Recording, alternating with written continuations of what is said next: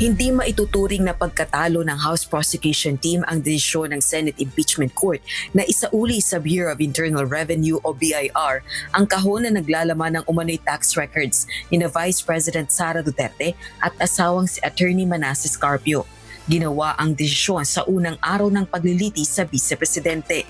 Insofar as the BIR box is concerned, this box was turned over to the Senate as part of the documents, including the articles of impeachment. However, the court is not yet in custodia lehis of this box, given that there is no lawful order issued by the court for this box to be turned over to the Senate. More so that it is not yet offered in evidence, not even as of yet marked.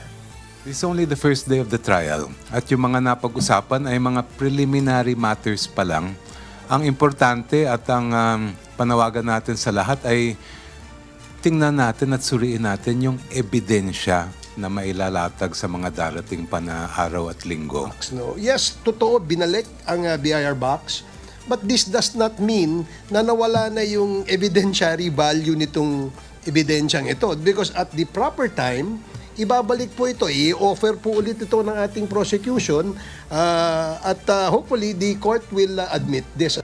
Inihayag naman ng House Lead Prosecutor na nagsumite na sila ng panibagong motion sa impeachment court para maipasapina hindi lang ang tax records kundi ang iba pang mahalagang dokumento sa BIR ng mag-asawang Duterte at mga kumpanyang iniuugnay sa kanila.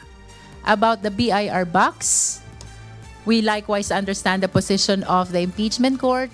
Nevertheless, we filed a new request for issuance of subpoena, and that pertains to an expanded list of documents of the BIR, not only the ITR, which we believe are contained in the documents because that sealed BIR box was submitted to us in the HREP because of our issuance of subpoena of income tax returns, no?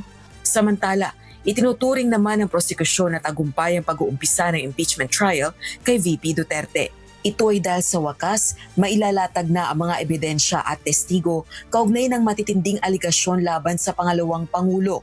As a matter of fact, we are very much happy because impeachment is happening now. The impeachment trial is happening now. That is the most important part of what happened. We were able to witness na nangyayari na kung ano ang mandato ng Constitution. And we claim that as a victory for the prosecution because the trial is happening already. Para sa araw na ito, pangungunahan naman ni House Prosecution Panel Member at Iloilo Representative Lawrence Defensor ang pagpresenta ng mga ebidensya at testigo laban kay VP Duterte sa article of impeachment na grave threats at inciting to sedition. Rosa Licoz, humahataw sa balita ngayon.